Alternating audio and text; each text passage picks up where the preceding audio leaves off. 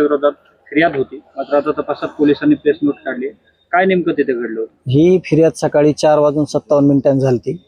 1:30 वाजता माझं मेडिकल करण्यात आलं. कारण का मी ही फिर्याद होत होती त्यावेळेसच सांगितलं होतं की गुन्हा नोंद करा 100%, परंतु व्हेरिफिकेशन करा, व्हेरीफाय करा. परंतु तसं न होता घाई कशाची झाली होती हे मला माहीत नाही. आणि शेवटी तुम्ही बघितलं की आता प्रेस नोट आली की हे जे गुन्हे झालेले आहेत ते म्हणजे व्हेरीफाय न करता झालेले आहेत, म्हणून त्यांनी प्रेस नोट काढली आणि प्रेस नोट काढून सगळ्यांना सांगितलं की ह्याचा योग्य तपास होईल आणि हे आत्ता तात्पुरती हे जे काही माहिती दिलेली आहे ती खोटी आहे असं त्यांनी तक्रार काय होती? नेमकी तक्रार काय होती? आमची तक्रार अशी होती की आम्ही रात्री शेतकरी राजा या हॉटेलवर फॅमिली सेक्शनला रविराज साबळे माझे मित्र आणि आम्ही तिथं थांबलो होतो. आणि त्यावेळेस काही तिथं चुकीचे प्रकार घडले होते, जी इन्फॉर्मेशन आम्ही केज पोलीस स्टेशनचे PI यांना दिली होती. मग त्याच्यानंतर पोलीसची गाडी आली, त्याच्यानंतर जे काही प्रकार घडले ते मी सगळं सविस्तर सांगितलं होतं. आणि इन्व्हेस्टिगेशन अधिकारी आहेत त्यांच्यावर माझा भरोसा होता. त्यांना मी सांगितलं की हे सगळं व्हेरीफाय करून करा, परंतु त्याच्यामध्ये गडबड झाली. त्यांनी सकाळ उजडू न देता रात्री 4:57 गुन्हा नोंद केला.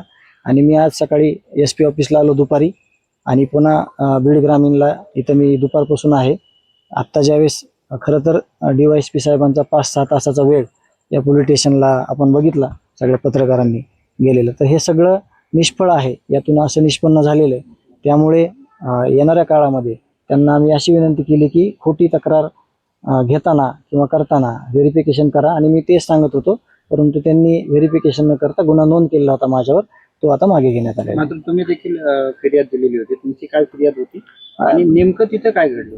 तिथं जी परिस्थिती झाली त्याची मी इन्फॉर्मेशन दिली होती फक्त की इथं अशी अशी परिस्थिती आहे, ती हाताबाहेर जाऊ नये किंवा तिथं काही गैरप्रकार घडू नये म्हणून मी PI साहेबांना इन्फॉर्मेशन दिली.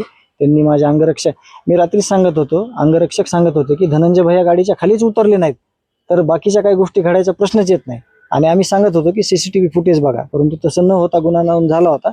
म्हणून मी आज सकाळपासून बऱ्याचशा बातम्या पत्रकार बंधूंच्या माध्यमातून बघितल्या की फरार आरोपी झाला किंवा समजा अटक झाली, अरेस्ट झाली. तर मी स्वतः SP ऑफिसला गेलो अगोदर, पुन्हा इथं बीड ग्रामीणला आलो आणि सगळी इन्फॉर्मेशन DYSP साहेबांना घेतली. त्यातून असं निष्पन्न झालं की हा गुन्हा हा चुकीचा आहे. आता बदनामी झाली आहे, तुम्ही पुढे काही या संदर्भात दाखल करणार? नाही, लगेच लोकांना कळलं नाही हे खोटं होतं. आता DYSP साहेबांना एवढं मीडिया समोर बोललेत आणि प्रेस नोट आली तर त्याला आता जास्त एक्सप्लेन करायची मला गरज नाही पडणार. प्रयत्न केला नाही, ह्याच्यामध्ये डिटेल मी आपल्या राज्याचे गृहमंत्री, माझ्याकडे चुकीचे FIR झालेले 7-8 FIR आहेत, हे सगळं मी सविस्तर त्यांच्याकडे नेऊन देणार आहे.